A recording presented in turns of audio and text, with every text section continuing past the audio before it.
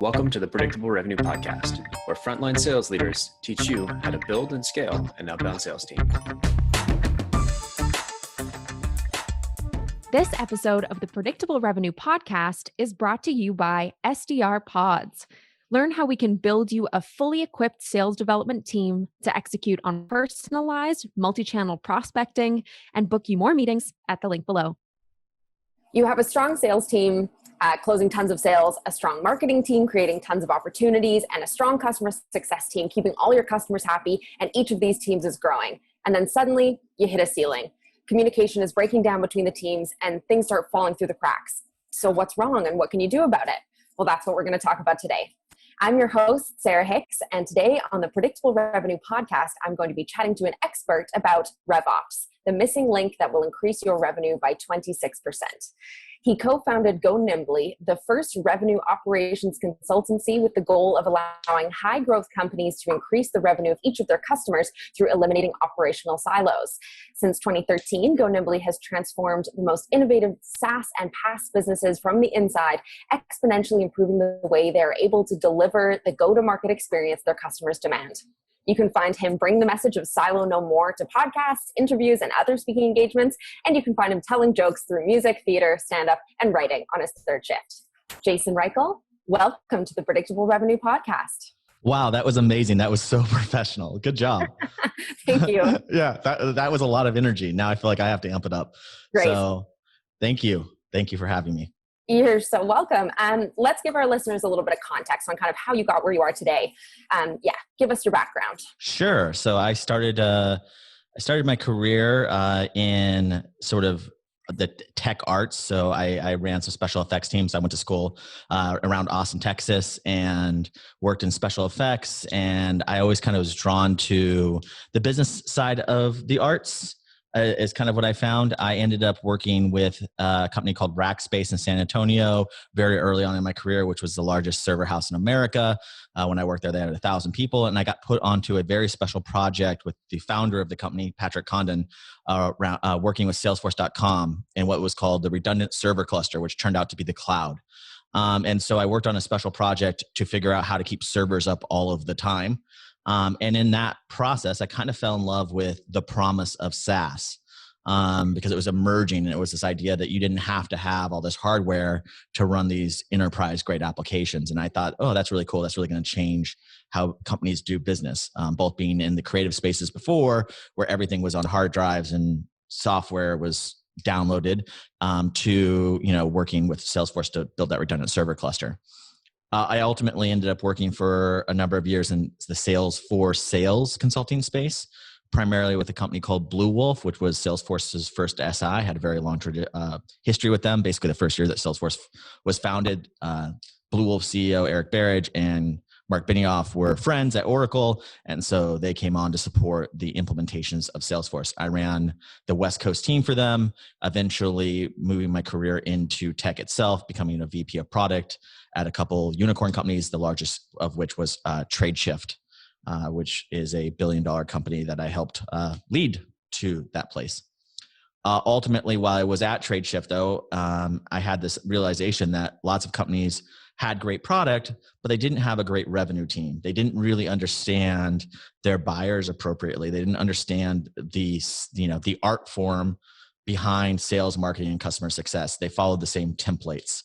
And what I started to see is that product-led sales methodologies really were not doing as well as they used to in the SaaS space. And so I decided to start a organization that was both a software company, which is what Go Nimbly is building as a piece of software, but also a consultancy where we've gone in and essentially worked with some of the largest, as you mentioned, SaaS companies like Twilio, Zendesk, PagerDuty, in order to fix their silos and really break things down. So that's kind of how I got here. I have a history both in the high growth space and a history in sales and revenue. So I'm very, I understand both sides of the coin. And what I've come to terms with is that any great revenue team should be able to sell any piece of software, even if it's bad.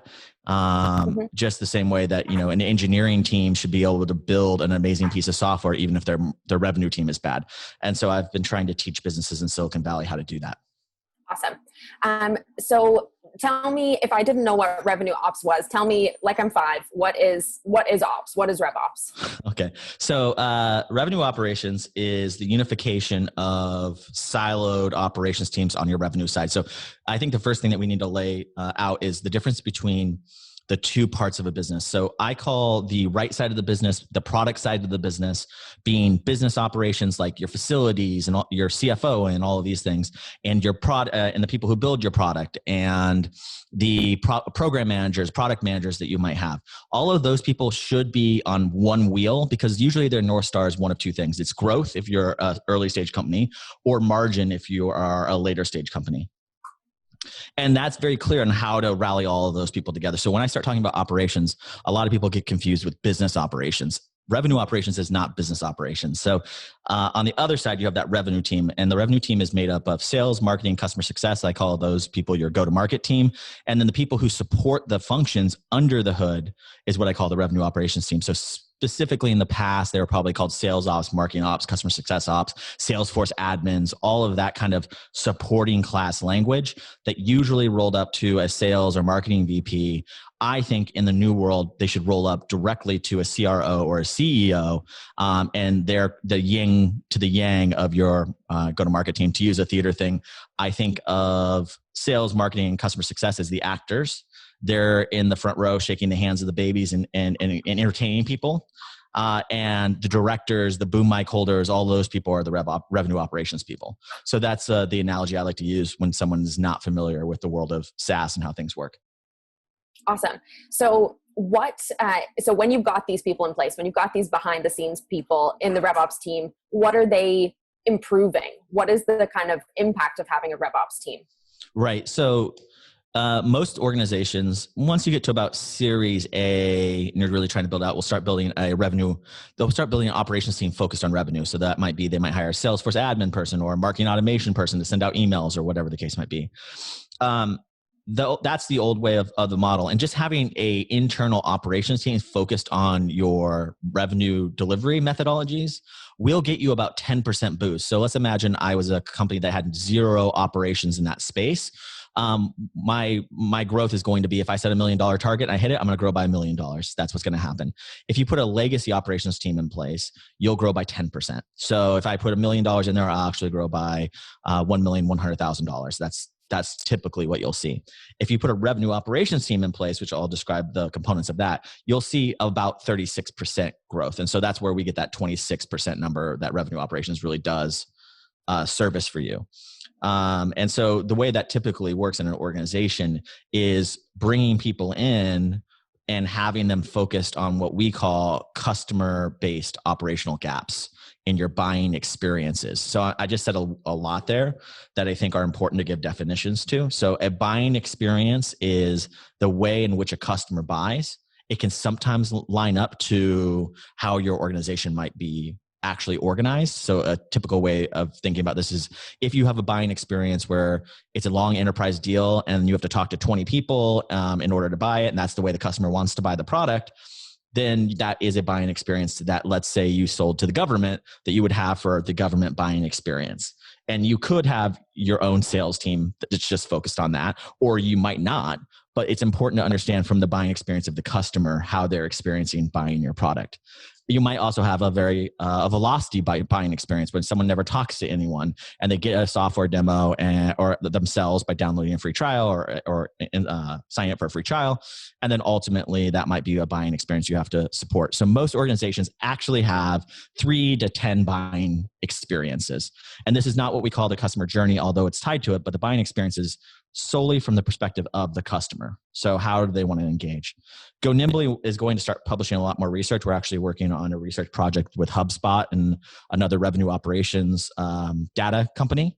But what we're finding in doing this research is that the buyers of high-tech software or any kind of enterprise B2B anything, they want to buy the products that they talk to. So as an example, someone who goes and starts a buying experience with Zendesk is 75% sure that they want to buy Zendesk. And this is really true across the board in B2C too. But what B2C has mastered that B2B hasn't is a personalized approach to each buying experience. So if you're on LinkedIn, the ad I see for me, not LinkedIn, sorry, Instagram, and the ad I see for my B2C product is tailored to my buying experience, how they know I like to buy things. We might get the same product, right? But ultimately, Sarah, you're going to get a different personalized approach if you're in a different buying experience. And now they're probably using segmentation and data to determine that, but it still feels very personal and people like that. The same thing for B2B. When you go to B2B, you don't really get treated in a personalized experience. And so what you're deciding is how much personal risk to take before you buy the product. And every interaction you have when you're buying B2B software or B2B anything that dings your confidence in that company will result in less LTV and less commitment from the customer. You still might make the win. So what we found is companies are like, well, we've won that one, so we're great. In reality, when we interview those customers or when we really look at their operational issues, that customer could have signed a bigger deal, done a much massive more pilot. They wanted to bring Zendesk to everywhere. They decided instead to focus Zendesk in their enterprise because during that experience, maybe it wasn't optimal for them. Right. And so they're like, I'm not really going to put my neck out and go to the other teams and try to rally everyone in the company. And so that's the buying experience and where we see people pick it up.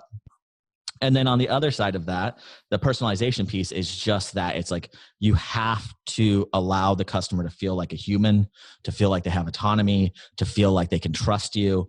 And that's really done through eliminating silos in your internal structure. And so, we're really big about eliminating silos, but the reason we do that is I don't really give a shit if your teams are dysfunctional internally. I don't care if it's hard to work with each other. I don't care about marketing, sales, alignment. What I actually care about is that when someone wants to buy a product from your company, is it a good experience or not for them? And then as an operator, I will make that experience better and better, which will have a domino effect of making your internal teams run more effectively. But that's not the goal. And a lot of times consultancies are brought in to make the internal workings of a company work better. But that's a fallacy because what will end up happening is you won't see better results. I find that if we focus on the customer, the client sees better results, the client accepts the changes much more rapidly, and you can actually transform that organization because results speak louder than kumbaya around a fire, around a fire. Yeah, absolutely. So let's talk about the infrastructure then that you need to put in place in order to eliminate these silos. Say I have a company, we have no sales ops. We've got everything else I'd need ahead of that moment, and I've got all the budget in the world to create this ideal revenue ops structure. Tell me how to do it. Yeah, the revenue operation structure is pretty easy. So there's 4 skills of revenue operations. There's strategy, tools, enablement, and insights. Strategy is how are we setting the operational strategy? So just talk about strategy, how it usually is set in an organization around operations of a revenue team is the lowest form of operational strategy you have is called intuition. And this is all stuff that we've created at Go Nimbly. It's called intuition-based operations. And that means a sales rep comes into the room and goes, Salesforce is not working for me. And as an operator, you go, yeah, I see the page layouts suck. I'll fix it. There's nothing wrong with that. It's just only based on people's intuition of what might be wrong with the problem. Yeah.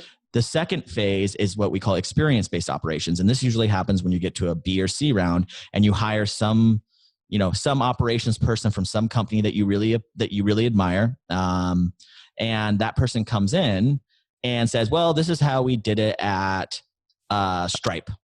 And you go, okay, let's do it like we did it like you did it at Stripe.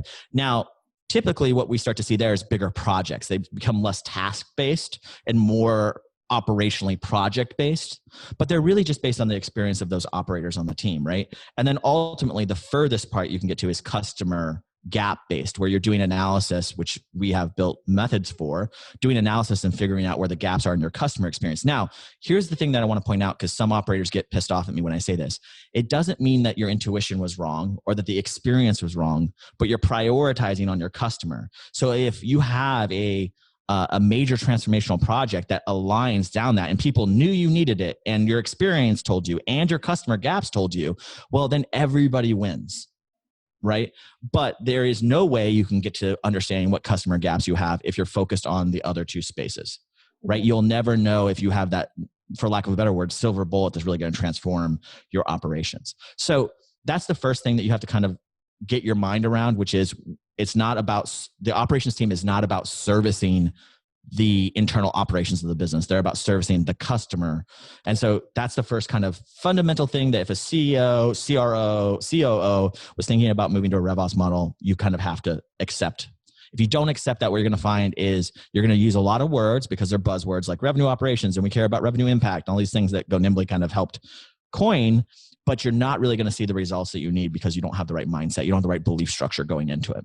The second thing you need is you need people who are willing to be generalists. And that typically means that they come to you because every time you hire someone, they're going to come to you with a skill background that's necessary. So if you have Salesforce and you have a gap, like you mentioned, in your sales operations, there's nothing wrong with hiring someone that knows sales operations.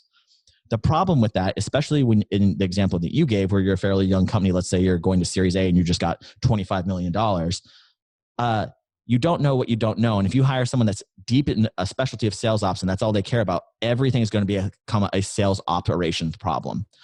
Everything's going to become a Salesforce solution. Everything's going to become whatever. And that really takes away your ability to be flexible and probably what brought you success in the first place as a business. And so you need to hire these people in. And let's say I have someone that has a sales ops background. That's the tool they're most familiar in. They know Chorus, and they know Drift a little bit, and they know Salesforce a lot. I would then make them the subject matter expert in all sales ops. And so they would be setting the strategy, but I would have my other operation team members do the tool work. Right? Because I believe that the best way to get your team to be well-rounded is a captain-servant model of, okay, you're the expert in this, so you're going to help design the solutions, you're going to validate it, but we're going to have our other operations team members do it. And then vice versa, you are, Mr. Sales Ops person, going to be doing marketing operations work because I want you to be well-versed, because I want you to know and have the right tool for the right problem, right? And so that's the second thing that I would say that you need to do is you need to have a different, what I would call a professional development plan for your staff. And the third thing is you'd have to move your entire way of working to an action-based model. So an action-based model, and the thing that we usually go into companies and teach them is something like action meetings. And action meetings are meetings that are cross-functional with your operations team, and you're talking about the problems and working on them with what's the next action that we're going to take to drive this forward. So it's not a lot of update meetings. It's not a lot of consensus building. It's a lot of moving things forward, especially when you're a smaller Series A, Series B company. If you're enterprise, if you are Twilio as an example, you cannot have a bunch of generalists because the capacity demand is so specific in specific areas of the business. And obviously they didn't adopt this model from the very beginning. So it's very hard for them to move to it. Although even the largest companies are beginning to build a RevOps sub-function, which goal is to break down silos across all the different teams. But for those companies, I say, okay, well, what's important is that you have a generalist skill set. So you're 25%, just to give a stupid thing, but make it clear. You're 25% strategy, you're 25% tools, you're 25% enablement, you're 25% insights. You're not an all tool shop, meaning that you didn't hire just a bunch of technologists who don't understand strategy. If you have that, you're not going to be able to solve things with a generalist mind. So again, it's not really about the people in that case. Once you grow to a certain point, it's about the makeup of your dynamic team. So those are the two ways that RevOps kind of manifest themselves, either in early stage or in later stage organizations. Got it. Cool. Let's focus on the early stage for now. I think the majority of our listeners are kind of in that stage. At least their RevOps would be in that stage if they're kind of a larger company in, some other field. But yeah, so let's say early stage. And let's say they bring on this team that you've talked about, this kind of diverse team with these, a myriad of skills. What is the kind of, how do they get to that 26% revenue increase? Sure. So there's a methodology we use that is feasible for customers of non-Go Nimbly to build out. We are building software, so it's easier for everyone to use it. But it's called 3VC, and it's sort of the first revenue operation KPI metric system that will help you identify the gaps in your customer journey. So there are two ways that gaps show up. There's reactive gaps, meaning that they already exist in your processes with the customer, and there's proactive gaps. So we'll talk about those. Reactive gaps you find through this 3VC process. And that's, just to be clear what 3VC is, it's volume, value, velocity, and conversion. and you can pull this from your opportunity data in Salesforce. You should be pulling it from your entire customer base, but most people don't have attribution done in that scale. So you can get a good idea of your buying experience by just pulling your different sales pipelines. And what you do is you look at that data and you try to find two things. You trend against yourself. So you find the red areas in all of those different places. So as an example, if my volume drops between stage 1 and stage 2, that's a sign that there's a marketing operations problem about high quality leads being handed off to the SDR team or to the sales team, right? You will see this in the data. And then that will give you the basis for, if we correct this and we can fix the volume issue here, we are going to be delivering a better experience to our customer and we're going to be having more wins, right? So that's a very simplistic example. So over time, you have this for each of the buying journeys and you keep running this data on a monthly basis and it will tell you where to spot something. But let's say you have a low conversion issue and stage 2, let's pretend this example is going from demo to like proposal. Mm-hmm. That's this company's imaginary simplified process. You may not know why you have a conversion issue. So then what you need to do is do what we call a proactive durability test. And that is where you would go out and either sit with your reps and do a very controlled experiment of, here are the 5 questions I'm going to ask each of my reps. It's not about finding individual rep performance. Actually, the big goal about revenue operations is to not be sales training. You're not trying to train individual sales reps. You're trying to manage and own a scalable process. So people ask all the time, where does sales coaching sit? I say in sales, because that's about coaching individuals. But right. Enablement of processes and systems and how we go to market sits in revenue operations, right? So they'll sit with them and maybe go through that. Maybe they'll go out and find out, do a durability test where they go and try to buy 5 competitors' products and see if they have the same issues in that stage, right? Because maybe it's about the buying experience is that this buying experience, the customers are very shell-shocked by price and they're going to drop out as soon as the demo goes. And if you can find that you are of normal, conversion in that area, even if you're down and it's a lower number for you, maybe there's nothing you can do about it. So here's the big thing about that is a lot of operators go, if we could just raise our conversion point by 2%, we would X at millions of dollars. And that's how, capacity is set and all these other kinds of strange things. But it's not real, because how do you know that you can? Right? And there's 2 ways to know. One is your past performance says you can, or 2, and what Go Nimbly does is we actually collect all of the data from our customers and we create industry benchmarks, right? And so we know that in this meta layer between stage 2 and stage 3, if you have a conversion rate of 25%, it's wrong because you should have a conversion rate of 60%.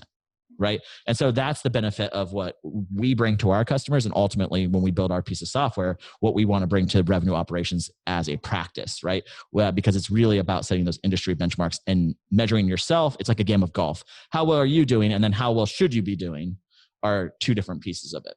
Yeah. Absolutely. Okay. So to kind of sum it all up, of course, the existence of revenue operations is to encompass the kind of enablement, the strategy of the sales, the marketing, and the customer success.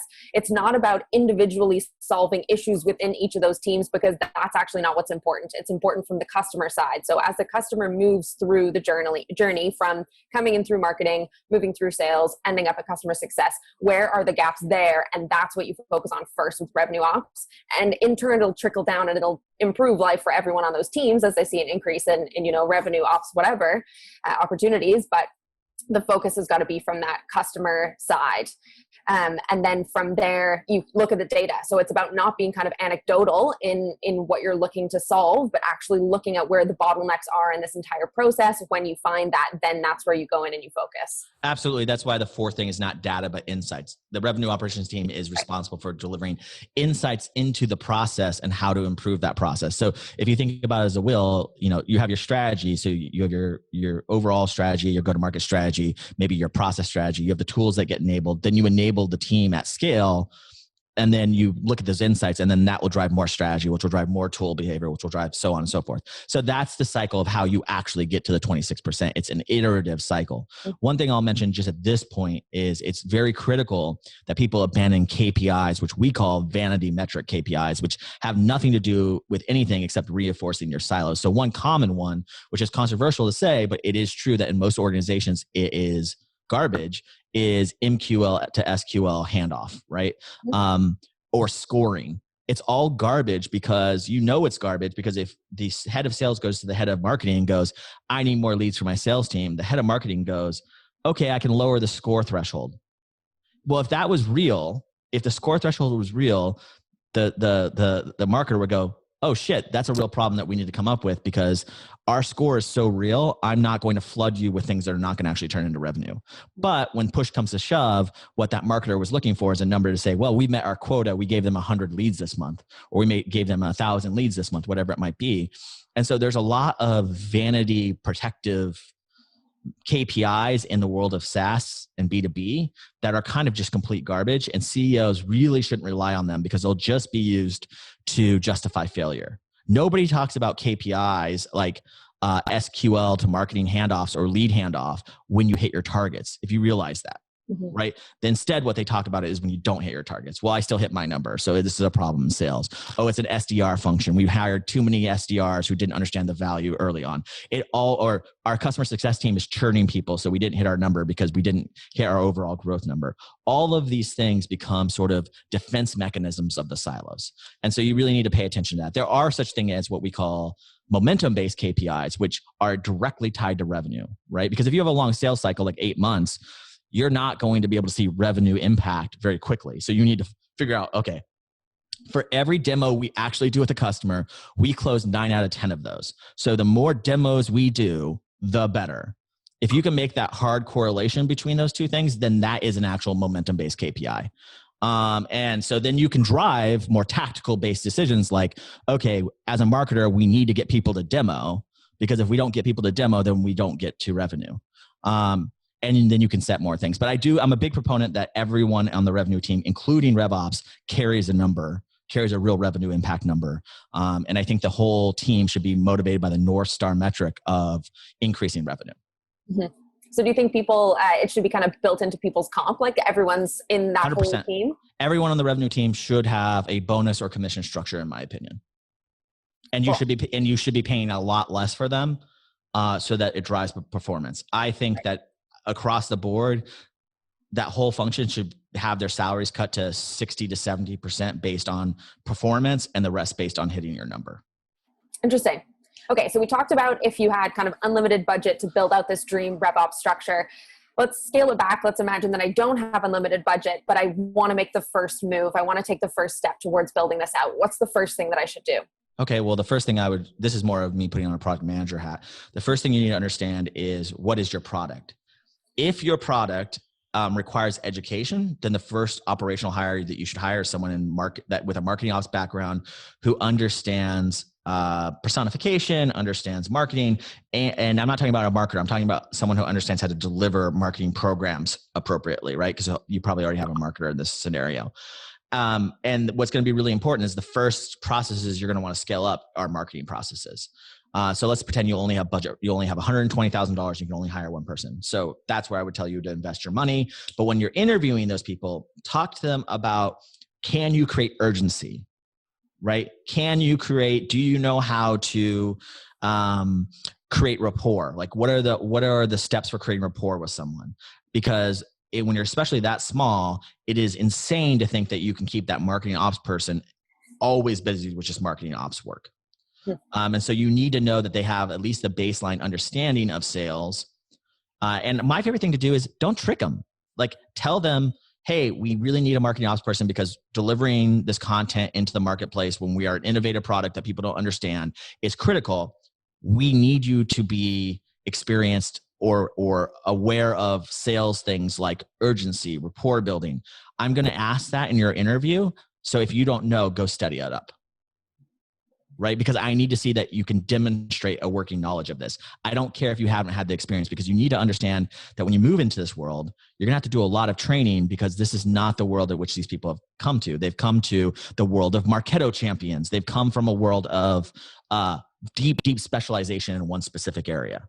And so it's very important in the interview cycle that you level the playing field by saying, we are a generalist company. We believe in generalism. We're hiring you because we have a specific need for this reason, but we need to know that we want you to expand. Most people are going to go, great, because I've been so frustrated that my marketing stuff fails all the time because it's not aligned to sales, right? That's the reality of operators want to do good shit. So like they are very excited about expanding their horizons most of the time. If you are a company who is a disruptor, you have a piece of technology that is either cheaper or better, but it's easy to understand the technology, then you're going to want a sales operations person, because you're going to scale up your sales side as fast as possible.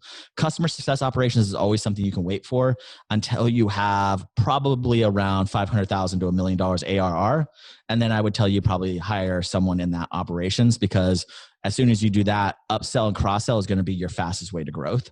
And so you need to operationalize that part of the business. Churn is, to me, a business metric.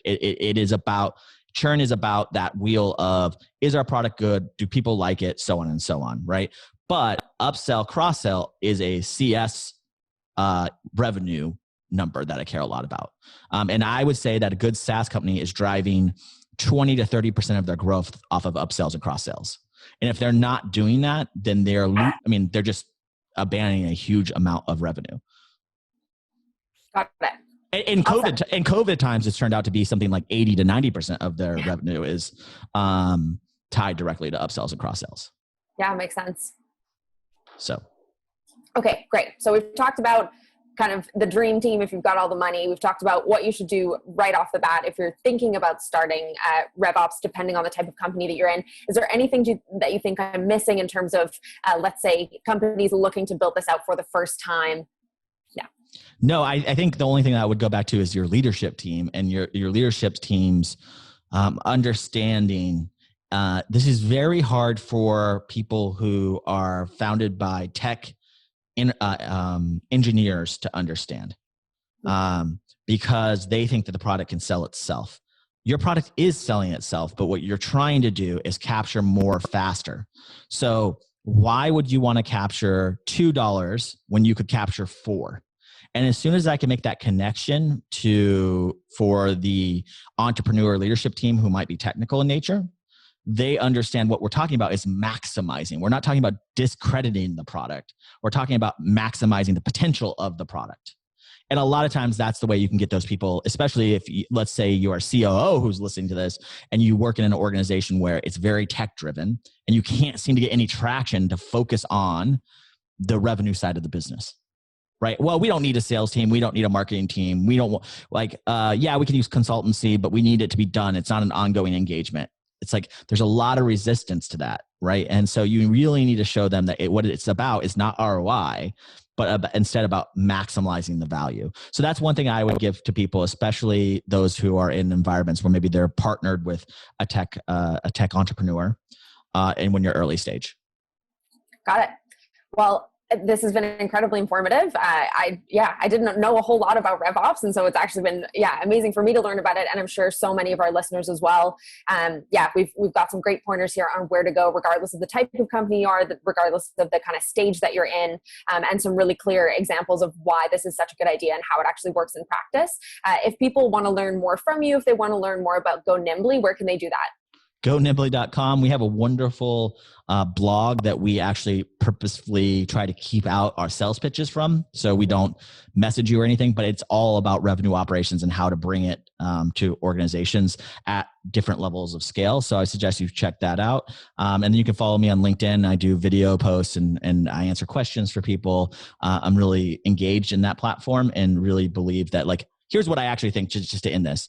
This is not a fad. It's not anything. It is the transformation from traditional manufacturing to lean manufacturing. It is the transition from waterfall development to agile development. If you don't change how your organization operates in the next 2 years, you will be at the differential to your competitors for the next 20 years. And so it's very important that you take this seriously. I don't care what the fuck you call it. Like, I don't care if you use revenue operations.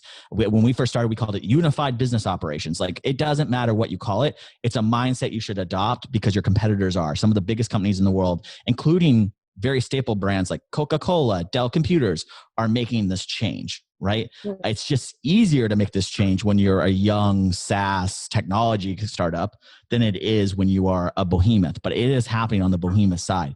So know that all of your competitors are going to get more agile with the way they go to market because of this.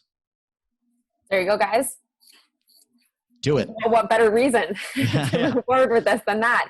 We'll be sure to include that Go Nimbly blog in the show notes so that you guys can check out the rest, all the rest of the information that those guys are sharing on revenue operations. Thank you so much, Jason, for being a guest on the episode. Really wonderful to have you. Thank you, Sarah. I really appreciate it. Yeah, and thank you guys so much for watching another episode of the Predictable Revenue Podcast. We'll catch you next time.